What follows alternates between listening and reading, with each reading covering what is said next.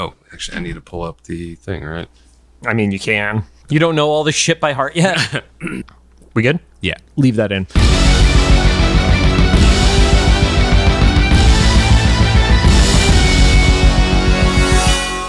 Welcome to episode 43 of Cyclops is Waiting for Me, an X-Men the Animated Series weekly recap podcast. I'm JC, and I'm watching Rod touch knobs and dials, and I don't know if that means we're recording or not. No, we're good. I'm just checking for my own posterity, and I'm Rod. I have my first new album out in like 10 years, so I'm proud of it. I don't know if you will be, but I don't care. I mean, if they're not proud of you, fuck them. I'm even proud of you, and I'm a piece of shit. Oh, thank you, man. Yeah, it's on all the streaming things. I'm old, and I don't know what all of them are. Cyclops is Waiting for Me is our weekly podcast series where we are going back and watching every single episode of the original 1992 X-Men the Animated Series in their original intended script order, building up to the release of X-Men 97, coming to Disney Plus in 2023. Some quick reminders. We are a recap show. Leave that in too, because why not? This is going to be a shit show episode about a series that started now over 30 years ago. Also, this is the first show that we've done since the anniversary hit that we recorded after. We were very well prepared for that anniversary day. So yeah, happy anniversary to everybody who worked on it. There will be spoilers. If you don't want it to be spoiled for you, pause this podcast, watch the episode, then come back, and we will do our best to avoid mentioning anything about future episodes that we have not covered yet. We are currently not sponsored or affiliated with Disney or Disney Plus in any way, shape, or form. And don't forget to follow us on social media at Cyclops IWFM Pod on Instagram, TikTok, Twitter, and Facebook. And of course, make sure to follow us on all your favorite podcast services. Twitter is debatable. Yeah, right. Although arguably, Twitter has not been this entertaining in a decade. So it's like saying you go to NASCAR to literally watch cars light on fire. I mean, is it not true? And finally, we record these episodes in batches right now. So if we're reacting to any news about the upcoming series, we may be a few weeks behind. And sometimes we're recording them out of order. Yeah, right. Although, I'm going to comment on here. This is a little bit of a spoiler if you haven't seen Wakanda Forever yet. I guess if you want to skip ahead, like maybe 20 or 30 seconds. But you probably should have seen. I think people would care would have seen it by now. But we got our second mutant in the MCU. I mean, we've always known that character's a mutant. But he said it. Yes, but we've always known that character's a mutant, Rod. I love Namor. I'm still calling him Namor. I'm not calling him Namor. Now, on to the show. Today, we are talking about not only Wakanda Forever, but Season 4, Episode 7, called Secrets Not Long Buried. It aired on February 17th of 1996. So this was in Season 4, but it was one of the later episodes that would air in real time during Season 5. And it currently sits at a 6.8 star rating on IMDb. Ooh, that is low. That's one of it's one of the bottom third from a ratings perspective. I don't know why my mind autofilled bottom feeder before you finished that phrase. Because we have an extended double episode coming in the next 2 weeks with a guest. Yeah, it's fun. You should check in. Yeah, we have a Joe guesting, but it is not Joe Russo. You know, we can't use that intro because the audio got messed up. We should put it as an extra post somewhere. Just throw it on Instagram. Yeah. Make 75 fucking reels of next week's show. All right, so things kick off, and normally what we do is we will go through all the story points that I have written down with terrible handwritten notes, but we're trying to make it through a little quicker, so you're going to hear the shit show in real time. This is going to be fun because my notes are a stream of thoughts, and I don't necessarily remember what they're tied to. So things kick off, and everybody's favorite Cyclops is flying over the desert in a small jet, and he's leaving it's kind of like a voice message. At first I thought he was talking to Professor X, but he's actually just kind of leaving a message that he can't contact a man by the name of Taylor Prescott, and it's been 2 weeks. Rod, what were your thoughts on hearing Taylor Prescott? Did that stand out to you at all? Not really, honestly, but it was weird because I couldn't decide if I remembered this episode or not. So the name stood out in the sense of I think I'm supposed to remember this. So I didn't. Taylor Prescott, along with a few other characters that I'll mention as they happen, were created specifically for X-Men the Animated Series and do not have a comic analog at all. Interesting. Yep. It's not a reference to a cast member or a staff or something. Or not known, at least. If it is not mentioned, okay. but there is no Marvel Comics 616 equivalent of him and a few other characters. Okay. And I saw and then they had the flashback. Yep. Dr. Prescott bringing two like teenage age mutants to Xavier's? I would say they felt even younger than teenager to me. They felt like adolescent. Like I would say they were probably like that 11-year-old like age range. Because 13 to me is how they draw Jubilee. Okay, that makes sense. And I got through context clues and stuff that they're Andrew and Nicole. Are we supposed to know them? I didn't recognize their powers. They seem to have like a vague like hard light and crystal power kind of stuff. Yeah, there was one that was like kind of like a hard light thing with also made like almost the third eye appear on Andrew's head. Then Nicole doesn't seemingly have enough control over her powers. But as we're seeing this flashback, we get Scott in the original costume. Yeah. Like his like 1963 debut costume. So this was like kind of like the time frame, right? That's showing us like how far back that was. Yeah, so obviously, real time and showtime are different, but this is still very, very early, showcasing that there's some sort of long established relationship between Scott, Professor X, and Prescott. And we hadn't seen him before, not that I remember. Oh no, like this is literally his first ever appearance pretty much anywhere. There's a little bit of like a fast forward, and you see that Scott is holding this crystal shard that is a statue of Andrew and Nicole with Prescott, and it looks like it was made from Nicole's power. Which is kind of cool. It's a little symbolic. Even me, goldfish or whatever, I was like, oh, that's a cool little like kind of shows that she has control now, right? And right. Like sculpt something. Yeah, I mean, I would say so. If you can make something look like a person as opposed to Scott needing to blast it with his optic beams, yeah, totally. But they know that Prescott has gone to establish a mutant community. And a little bit earlier in the episode, we hear the reference called Skull Mesa. Did Skull Mesa invoke any reaction from you? I just assumed it was in Arizona at that point. I mean, totally fair. But it kind of gave me like cowboy western vibes because it doesn't seem like a real town. And like, granted, crossing the country, I've seen towns that have names that should not be what I think are real towns. Like French Lick, Indiana.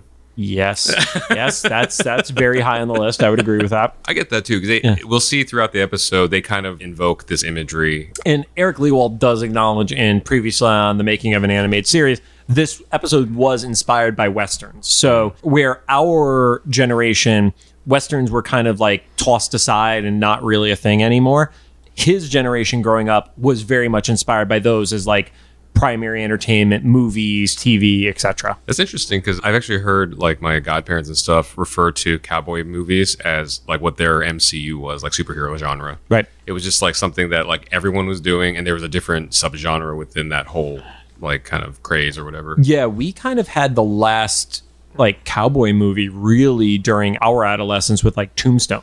Oh, that's right, yeah. But like after that, it's been an occasional one-off, but the genre that like everything was being made has kind of gone away. Yeah, when we were growing up, we were seeing like the classics of the Cowboys as reruns and stuff. Yeah. I specifically remember a John Wayne movie where they were like making a big deal that it was going to be in 3D. So we had to go to the local pharmacy and like spend $5 or whatever, and then they would give us those red and blue 3D glasses. Oh, so it wasn't even like the lenticular style. It was literally the red and the blue. Yeah. Jeez. And it wasn't like, if from my memory, I was pretty young. I want to say like maybe 6, 7, 8. It wasn't an ironic like retro thing. I think it was legitimately like, this is going to be in 3D, and you get those glasses. So as Scott is traveling, we see this mutant who has kind of like a dog face and such. And we don't find out at the beginning, but his name is Watchdog. My notes say like a bulldog with telepathy sent to Cyclops. So very similar to Taylor Prescott, Watchdog was created for this episode. Interesting. That's a bold choice to make. I mean, this is a very dramatic design, and I was thinking, I'm like, wait, have I seen this? And all I could think of is it reminded me of Lockjaw from the Inhumans. Yeah. But Lockjaw in the Inhumans is very much a dog. Well, sorry, Lockjaw was an Inhuman that when he went through Terrigenesis became the dog. I didn't know that. I believe that's what I believe. I could be totally wrong, and if I'm wrong, I'll correct it on social media. Yeah. But I do believe that was his Terrigenesis mutation. How disappointing. I mean, not that he's a cool character, arguably the coolest one of that actual show that happened. But please do not base the Inhumans off of that show. No, but I mean, like of that show, it's like, oh, I like the dog. But what a weird. Can you imagine like going through basically mutant puberty and waking up like a pet? Yeah. Meanwhile, your cousins are becoming like Triton, so they could like go into the water, or Gorgon, who's like a minotaur who's crazy strong. Yeah, and your royalty. Yeah, he's wow. literally a part of the royal family. Wild. But he sees him flying over. He has some sort of telepathy, and he realizes that Scott has Prescott images in his mind, radios to somebody. We're not really sure who that is.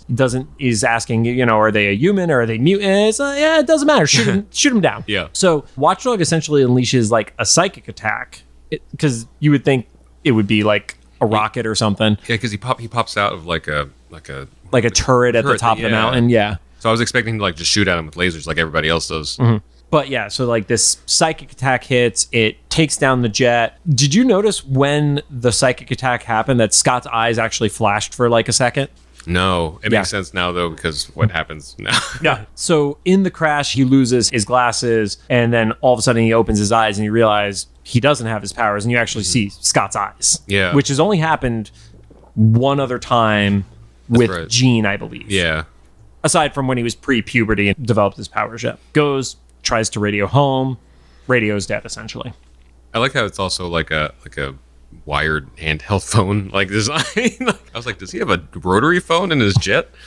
It did remind me of early car phones, because my mom, transparently, she owned a business, and part of that she was like on the road taking meetings, all that kind of stuff. So we did have a car phone, and it was literally like hardwired into the car. Like, people hear car phone, they don't know it literally was wired into the car. Yeah. Like if you're 21 and listening to this, like it is trippy that you literally could not take your phone out of your car. And you had unless you had like a very specific business thing or whatever, it was like an extreme luxury because it was so expensive.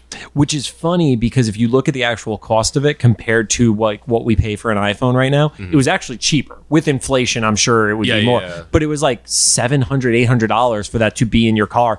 And anybody who walked by could literally see that, and if like they wanted to break into your car, there's nothing you could do to hide it. I was wondering how bad car thefts were, but I guess it wasn't as functional separate, right? I don't know. Yeah. I never stole a car or a car phone.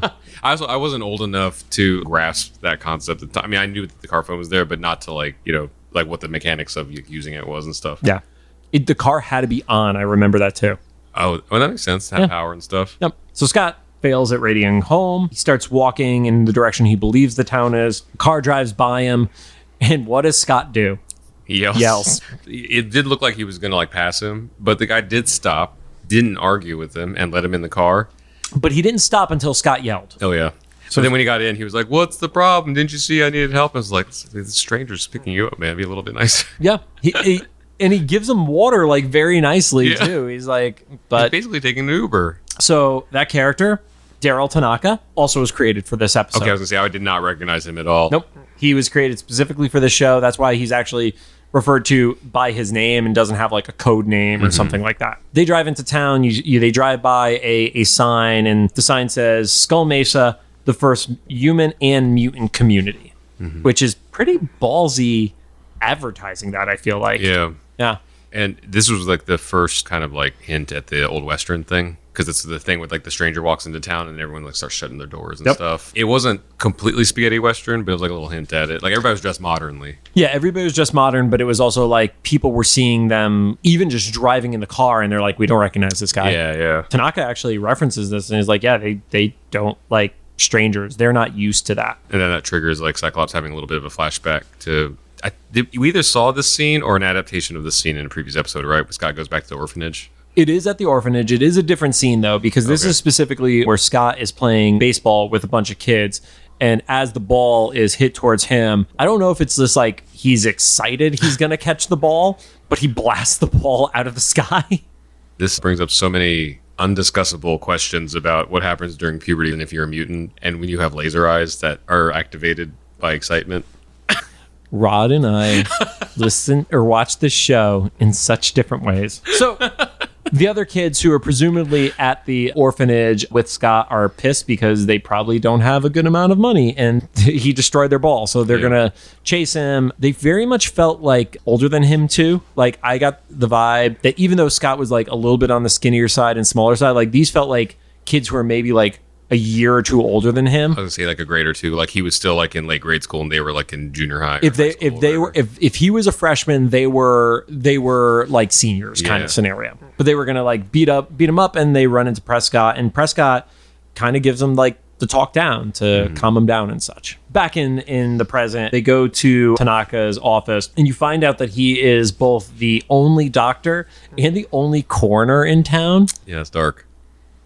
Not only is it dark, there's never a payoff to the coroner thing. Who knows? Maybe that's just like something to do with like the one doctor town from the Westerns that inspired the episode. Yeah. But I was like you would call it a mortician in like the Western. So I was, yeah, it was all good. I was just that's like, another interesting. standards practice thing. Like you can't say mortician, you have to say coroner. Yep. And then what happens after that? Oh, Scott's still yelling at Scott yells. Yep. I don't know why he's yelling at this guy. He's only helped him so far. Yeah, he's done nothing wrong. He's like being a little coy, but it's still like, this dude didn't shoot you down. He picked you up as a stranger in the middle of the desert. I would be cautious about the screaming guy too, so I probably wouldn't tell you a bunch of shit. I guess my little bit of credit to Cyclops is that he's still confused, and I had to try to remember this throughout the episodes. He's still confused why he got shot down in what was supposed to be a pretty innocuous visit. Right. You know? I guess. Although he hadn't, he just said he was missing a guy, so I guess. Yeah, he hadn't talked to him in 2 weeks. Yeah, so maybe it was just a buildup of suspicious things. Yeah, but Scott's angry. He picks up the phone. Looks like he tries to call and then just hangs up. The phone was just for show. And he's asking, is like, why would somebody try to kill me? Why are they scared? And doesn't really get an answer. And Tanaka's like, doesn't really want to say. But again, I get it. If I was Tanaka, I wouldn't either. Yeah. It's like, this guy's only yelled at me the whole time. Yeah. F this guy. And honestly. also, if you imagine him as being part of this town, everybody else, he's pretty much doing like an extension of what everybody else is doing, but he just happened to be the guy that has to deal with it. Like, right. He would probably be closing up his shutters too if he was home and this thing happened. Right. So Scott decides to leave and walk around town. You get the continuation of like, he walks by, people shut their windows, run into houses, etc. I had a really great memory here. I was like, oh, hey, it's Tusk. But that was before they said his name. Oh my God. I am so impressed on the memory of the name right now. Because of the action figure. Me and my brother, we love that action figure because he had the little guy that came out of his back. I can still remember the compartment door that slid open and stuff. I didn't remember what he sounded like until rewatching it now. I did not actually have a Tusk action figure, so... Yeah. But I think he was just one of the cooler ones. We were always looking for like the coolest gimmick, and we just thought having a second action figure, even if it was a small one, was really cool. Meanwhile, you didn't remember Warstar from the Shi'ar Imperial Guard. Not at all. Who's literally the giant green robot version of Tusk.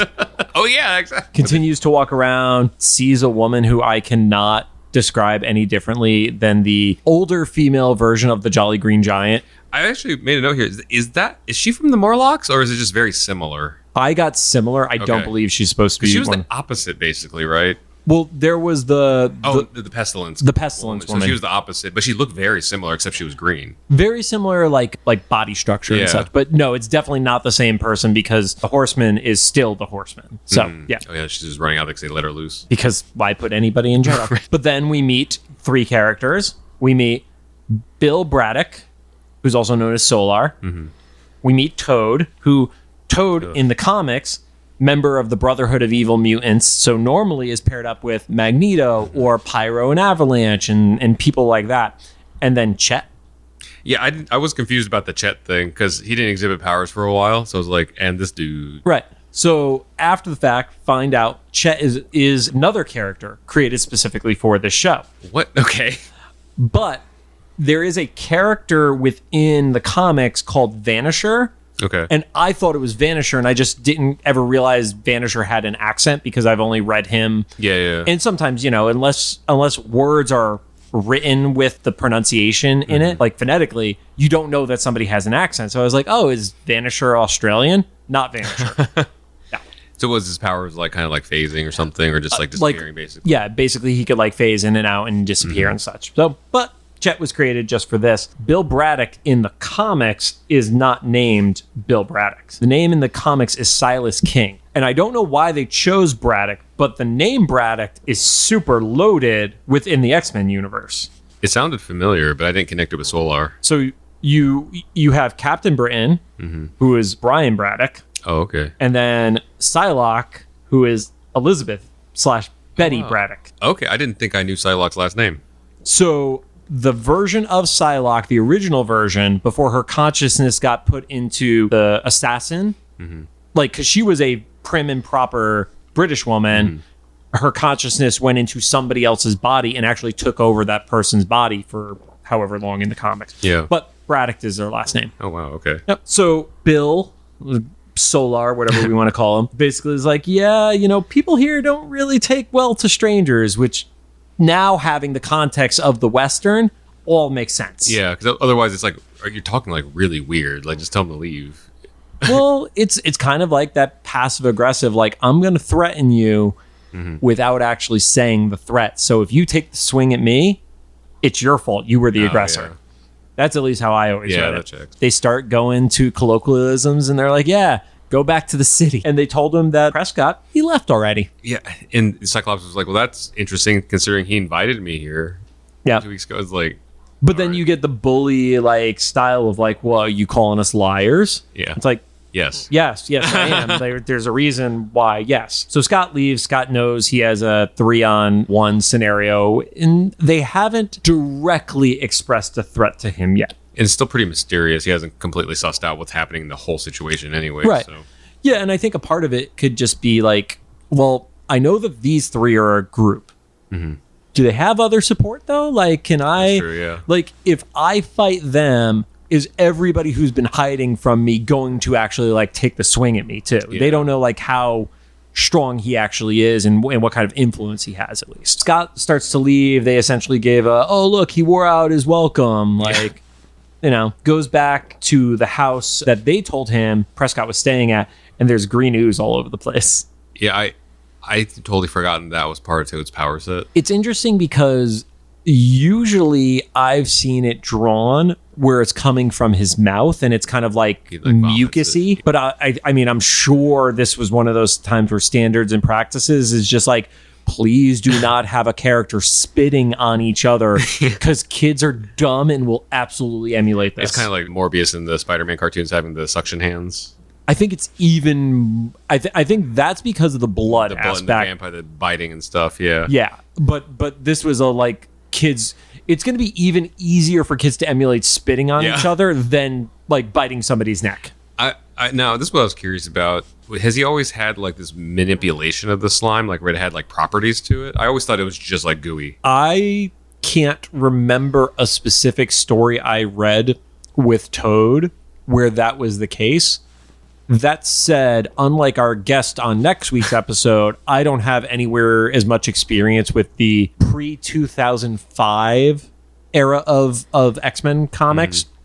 So I can't tell you how his powers have changed over time. Yeah. This just to me, like, I wouldn't be surprised if this was like kind of a convenient evolution of his powers for the story, because they were saying like this one made them unconscious, that one will kill you, and like. Yeah, because I mean, I definitely remember video games like X-Men Legends, Apocalypse, Apocalypse War or something like that. It was the second X-Men Legends game, the one that was the same style as Marvel Ultimate Alliance. But there was a power where Toad spit green acid, essentially. I remember that. I guess slime is like kind of a variable in the superhero universe. He goes back to Tanaka. The first thing he does when he gets back to Tanaka's house after being gone for however long to search is like yell at him, which I know he's like upset and everything, but it's like, still, this is the one man. This is the one guy who's not a dick to you.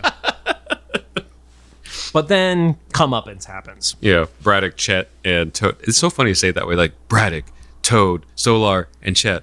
Come over to the house. You just added Solar twice. I know, right? But they even like Solar's like real name is more interesting than Chet. I mean, Chet, the problem, like, he's not a character, so...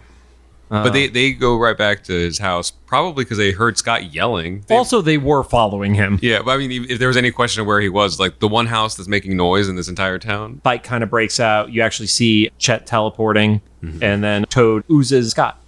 Which is arguably grosser than him just spitting on him. Do you think that something developing from your hand is grosser than a green acid spit coming from your mouth? I don't know about the acid part, but like... Sorry, green something spit coming from your mouth. You know, I take that back. I guess if he was like to like hurl in his hands and then do it, yeah, that's grosser. Nope. But just like him, like, because he was just kind of like mushing it like he was backling drywall or something, or it was just like gooey all over Scott. And then they take Scott, they bring him, and they give the explanation of essentially Toad creates a resin, which I I didn't know that was the accurate description for the resin there, but whatever. But it acts as a Carrara. Oh, I didn't catch that. It says it acts as a thing which puts people into suspended animation, and that's where you get the reveal that Prescott and others are essentially in suspended animation.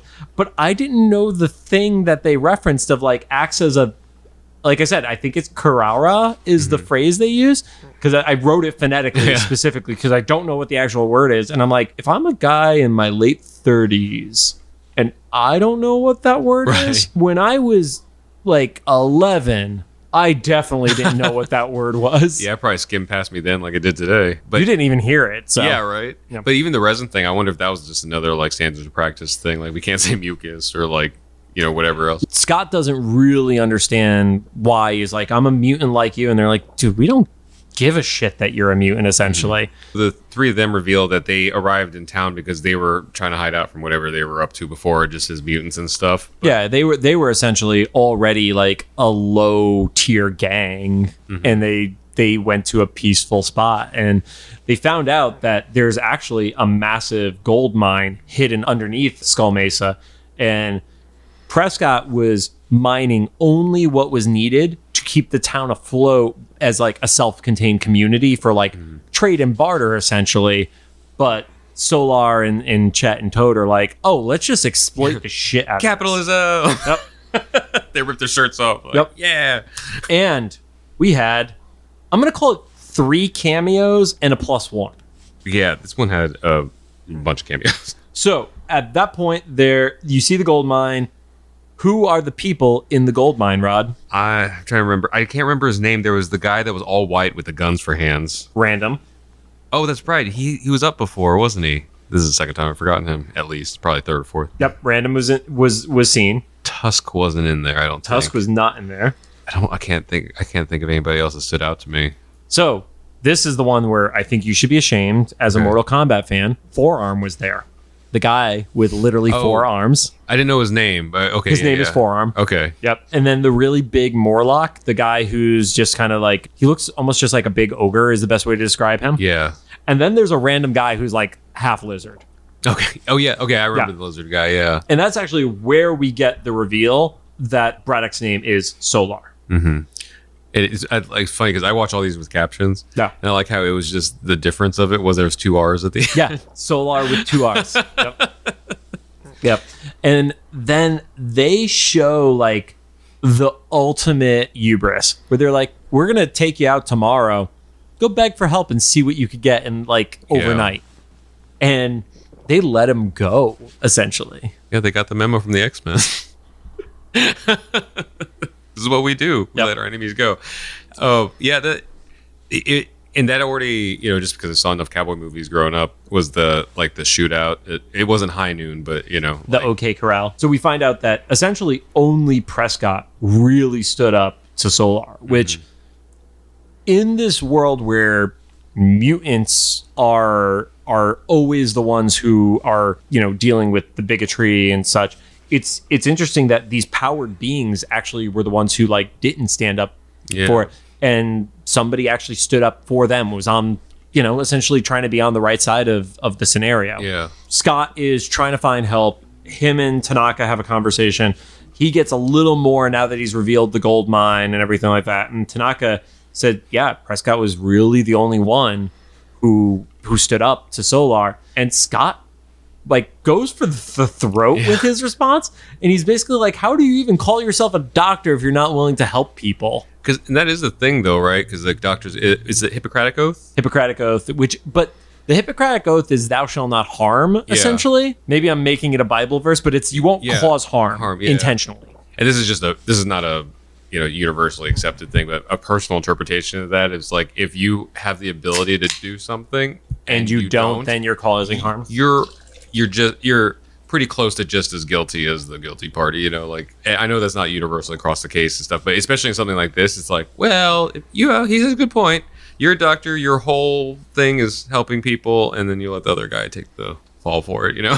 Yes, but that said, and this is something and we won't go into the politics of it, but there has been a lot of conversation that is not taken by all doctors. Oh, okay. Yeah. And again, not going to dive any deeper into that, but that is a thing that is not universally like a requirement of being a doctor, so and I guess we technically don't know if he is a doctor because we didn't hear if he's a doctor first or a coroner first. Well, you're a doctor until you become the coroner. We didn't say he's a good doctor. That's true. Oh, he's just the only one. Right. So then Scott decides he's going to walk around and try to recruit people. He heads over to the mechanic, and that's where we actually get the reveal that his name is Tusk, too. Oh, yeah. That's actually like where we find out his name. Yeah, he's like a car engineer or a mechanic. Mechanic. But yeah, he's fixing that engine, and then I felt like that's where we got a little bit of like how could Braddock and the team have like, or the gang have leverage. Yeah. Stuff because Tusk is like, listen, man, I'm a family man. Yeah. Yeah, he's like wife and kid, and Chet arrives, and he literally goes, "How is the wife and kid?" So it's like, is Tusk's little back person? I don't. Yep. I'm just thinking this now. That actually follows the logic of like, if you have a community where you've advertised this is where you come if you want to be kind of invisible, find peace, and live a chill life, you probably have the most docile of the mutants, right? Like you have the people that don't want to have the fights. Yeah. And so it tracks a little bit more in the logic of like that's why they all kind of like fell back when they took over, which is like not a great plan of defense in being vulnerable. I agree.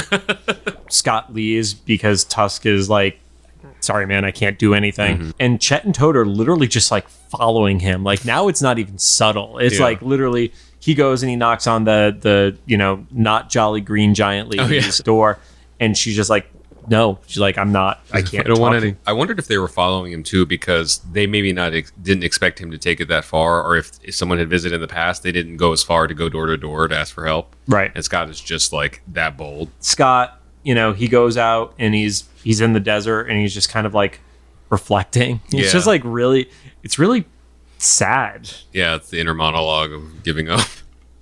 Yeah. The next morning, Scott goes back into town, presumably at sunrise. Didn't recognize her. She does have a name. Forgot to write it down. But he has a conversation with this blue lady.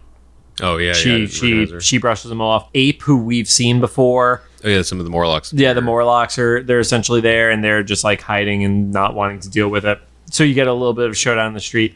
And Scott's, like, people will come looking for me. And Solar's response is, don't you realize how much gold you have? Like, people could come looking for you, but I could literally buy an army. And that's when a fight breaks out, and Scott fights back, and he does his best. He does his best. He didn't really have that much of a shot. Yeah. So from there, along with Forearm, who's actually there now with Chet, Toad, and Solar, take Scott to this big statue in the center of town of Solar. And he kind of gives and there's no other way to describe it. It is like a super MAGA style speech. Like there's not another way, where he's talking about the efforts of the subversives to destroy our perfect community.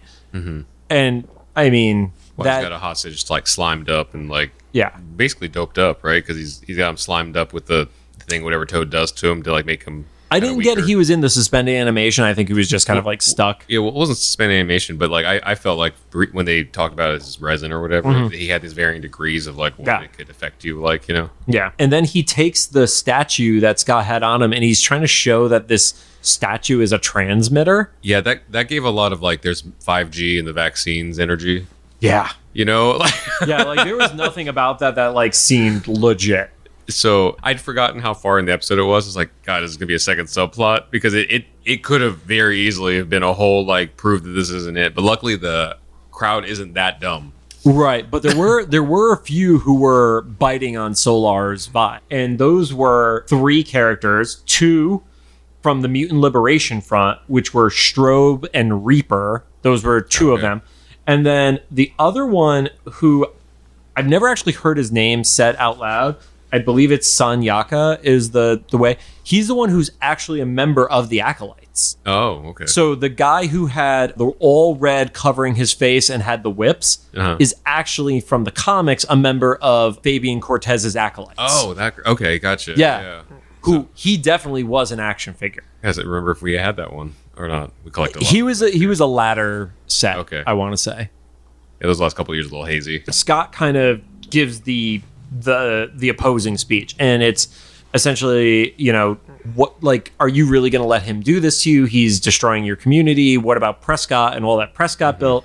And you start to see Tusk and Forearms, and they are not okay with it.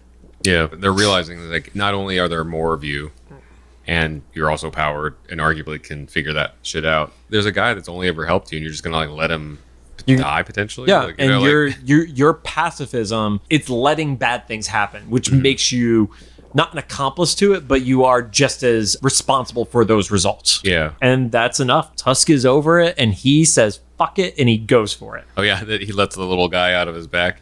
I wonder. I wasn't surprised by it because of the action figure, obviously. I wonder how jolting that was to anybody that didn't know, because before that he just looked like a strong guy with maybe like rocks on his back or something. Yeah, like he looks like a dude who would do like a football charge and take you out. Yeah, but instead he just like leans over and is like, ha! It's like, what the hell was that? Right. And then we don't see that little guy anymore. Nope, he's just done. So, and then the plant lady builds a wall, and Solar bush, yeah. Which, interesting choice for a way to stop Solar is to create plants. Right.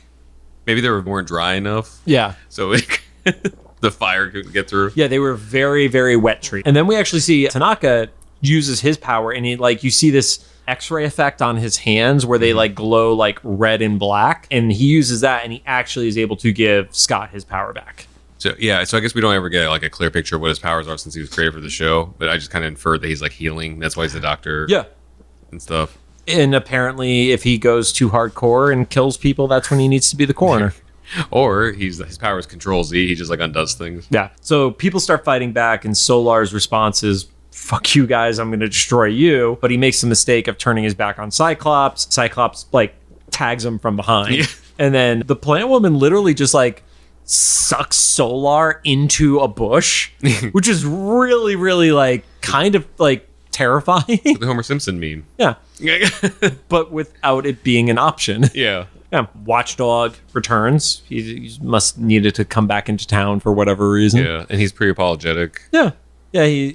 He was one of those people who's just like, well, I got to do this or I have to deal with Solar. So, but he lets Scott know that he has fixed his comms on his jet, and he's alerted the X-Men, and the X-Men are on their way. And then we see that Tanaka returns with Prescott, and then he's fine. Here was the thing I loved about this episode, because we know the X-Men are not great at locking people up when they should be. That was my last note. Yeah. Scott is kind of like, all right, well, we could take care of him, and Prescott's like, no, we take care of our own shit here. And I'm like, are they gonna off him? That's great. It's like, I made a note about that. I was like, now you want to apprehend someone? Yeah, about time. And meanwhile, these people are like, no, let's take care of it. Yeah, somebody's going to the gallows. Yeah, or like there are fates worse than death. Yeah. And then Tusk, who's like now proving to be like an ultimate badass, drops the statue. Yeah. Of Solar. So like the symbolic that where like the dictator's like statue falls and stuff. And then Scott and Prescott, they have their moment walking away, and like, yeah, we have some shit to catch up on. Oh yeah, and then he finally gets to give him the statue. Yeah. And he's like, how are they doing? It was a wholesome episode. It wasn't the great. I get the rating. Yeah. So like we talked about, it was Western inspired, both in its tone and its setup. Inspired by a movie called Bad Day at Black Rock. Okay. And since I didn't do hardcore research on it, I did find some references that a part of that movie related to Unjust Prejudice. Oh, yeah. So if you're looking at the, what mutants are going through, totally hits that from an analog perspective. Yeah. Yep. Seeking like kind of solace somewhere and still having to deal with shit from the outside world. Part of this was giving an episode dedicated to Scott, because Scott as a character, sometimes even when he is in episodes focused on him, does tend to get overshadowed by some of your more colorful characters. And they were specifically referencing like Wolverine. But I mean, I think we could even see like going back to the episode with Scott and his dad. His dad was more the focus of that episode to me than Scott was. I think it's funny that they finally like focused on Scott, and he yells more in this than probably any of the other. Oh God, he yells so much. Yeah. I get it. He's frustrated, but like, man, that voice will haunt you. God, he was definitely the kid who would be like, Professor, you didn't give us homework tonight. Yeah, right. 100% that dude. Also, we haven't had a pop quiz in a while. But at least there's finally the action figure from the VHS set. Oh, They yeah. finally did put that one in pre-order. So Okay, I was gonna say, did you get it yet? it's in the in the- pre-order okay. queue. By the time this episode airs, I will have the Mystique figure in my hands, though. Nice. You're keeping all those in the They're all in the packages. I'm interested in seeing how those, not just figuratively, but like literally age, because if anybody hasn't gotten these VHS ones yet, they come in plastic-free packaging. So like the insides are all like wax bags, like not like wax-coated paper bags and Yep. stuff. I just wonder like what that does from a collector's standpoint. Yeah, I mean, what's interesting is I've been paying more attention to this recently in like the post-pandemic era. Like I went to Star Wars Celebration, and at Celebration, there are certain action figures that whatever is in certain plastics, they are either perfectly clear see-through or they yellow like crazy. And like, I mean, I've definitely even seen that from poly bags with comics of like certain poly bags turn yellow versus like, you know, certain other ones are totally pristine and perfect. And I mean, we saw it growing up even with Nintendos, like the original Nintendo's entertainment system. That thing is not the same color as the day we opened it. Oh, the parts aren't even like the door would yellow at a different rate than the rest. Yeah, they were different. They were literally different if they were coming from different manufacturing scenarios. Yeah. Did you ever have those cartridges where like the top half of the seam, you know how like it was like sandwiched together, like the top half plastic would yellow at a different rate than like the bottom half plastic or something? So shockingly, no. I don't know what the reason is, but all of my original NES cartridges are all the same original color. I didn't have any of those transform. So yeah. I think we just traded our games like shit. And then in the end of the day, my mom gave them all away at like a church rummage sale. If it makes you feel any better, it's probably over $1,000 worth of games now. So that's what I do is like a passive aggressive revenge to my mother. Is every time I go to Frankensons, which if you're not from California is like imagine like a convention retail floor without the convention. I guess it's a flea market for nerds. Imagine Comic-Con, but it is only the aisles that are selling merchandise. There is no celebrity. There are no signings. There are no booths that are there are no panel rooms, etc. It is literally just a retail area. Mm-hmm. But the cool thing is the people who have the booth there have the same booth week to week. Yeah, so they're able to like build stalls essentially. Yeah, and then they have the glass cases with super rare stuff and things. So every time I'm there, I take a picture of something that I owned as a child, and my mom clearly remembers that I had, that she had given away, that has a sticker price of more than 3 digits. And you're like, you know what they sold that for at the church? $3. If that. Like, I wouldn't be surprised if they're like, this bag is $2. Like, yeah. And then we see it on Instagram. Probably. So, like, remember this one? Like, has my initials on it. Rod, any closing thoughts? Not really. I didn't mind this episode. Wasn't a huge fan of it. It was cool, like now being older, seeing the old Western like vibe to it. Yeah, I never like I said, I think because I didn't grow up on Westerns, I never would have picked up on that because it is not a genre I watch. Like even if somebody says, "Oh, like what can we watch?" and like I have an option, I would never pick the Western movie personally. Yeah, I probably would watch like some of like the hyper like stylized tributes to them. Right. Like if someone did something like Cowboys and Aliens and stuff like that, but not an actual like. I definitely was not sober the time I watched Cowboys versus Aliens. You shouldn't. I don't even really love that movie. I wanted it to be more, but I think I watched it like after a shift when I was a bartender at like 3 a.m. Oh geez. And I was definitely like hyped up off of like vodka Red Bull. You probably saw it in the ideal conditions too. I was pretty bored with it. Yeah. On that note, thank you guys for joining us. And if you have any thoughts, make sure to drop them into the comments for either the YouTube upload or the official Instagram post about this episode. And if you like what you heard, we'd appreciate a rating on the podcast app of your choosing. I just want to point out thank you to the people who have rated us. We don't have a ton of ratings, but we do have a 5-star on iTunes right now. Nice, thank you. Yeah, so thank you guys for that.